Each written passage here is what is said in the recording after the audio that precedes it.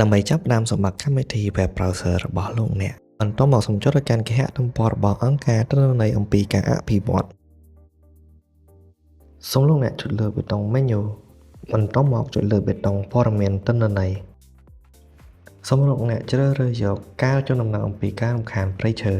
លោកអ្នកអាចអានសេចក្តីណែនាំសង្ខេបអំពីព័ត៌មានទិន្នន័យរួចលោកអ្នកអាចចុចលើប៊ូតុងពណ៌ក្រហមដើម្បីបើកព្រាងផែនទីអន្តរកម្មនៅទីនេះលោកអ្នកអាចអានរបៀបប្រើប្រាស់ផែនទីឬក៏បើកប្រើផែនទីរៀបរាប់បានដើម្បីដឹងអំពីព័ត៌មាននៃការរំខានព្រៃឈើលោកអ្នកចុចលើប៊ូតុងកំណត់ទម្រង់ដំបូងអ្នកត្រូវជ្រើសរើសយកប្រភេទផែនទីរួចជ្រើសរើសយកតំបន់គោលដៅដែលលោកអ្នកចង់ពិនិត្យ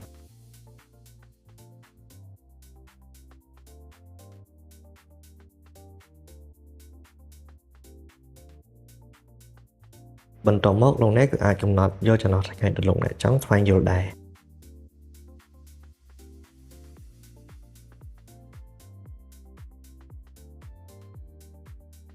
ប្រសិនបើមានព័ត៌មានអំពីការរំខានព្រៃឈើនៅចន្លោះថ្ងៃ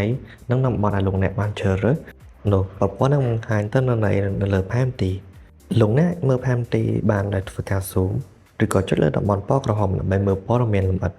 ដើម្បីមើលព័ត៌មានសង្ខេបទាំងអស់លោកអ្នកអាចចុចលើប៊ូតុងការរំខានព្រៃឈើអ្នកនឹងឃើញករណីទាំងអស់ដែលកើតមាននៅក្នុងចន្លោះថ្ងៃនិងតំបន់ដែលលោកអ្នកបានជ្រើសរើសលើសពីនេះទៀតយើងបានបង្កើត Telegram Channel សម្រាប់សហគមន៍មួយចំនួនដែលលោកអ្នកអាចចូលបានតាមរយៈការ scan QR code ឬក៏ click លើ link ខាងក្រោមនៅពេលដែលមានព័ត៌មានអំពីការរំខានព្រៃឈើនៅតំបន់នោះយើងនឹងផ្ញើសារដែលមានព័ត៌មានសំខាន់ៗដូចជាថ្ងៃ